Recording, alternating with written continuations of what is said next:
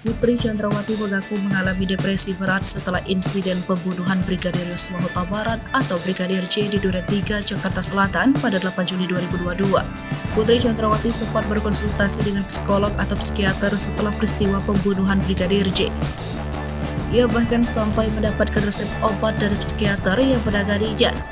Namun, semenjak dirinya ditahan di rutan Kejaksaan Agung, dirinya sudah tak lagi mengkonsumsi obat lagi. Psikiater yang biasa mengunjungi 2-3 kali seminggu, kini sudah tak lagi mengunjunginya. Setelah tak ada psikiater dan obat yang dikonsumsi, Putri Chandrawati mengaku kerap bermimpi buruk.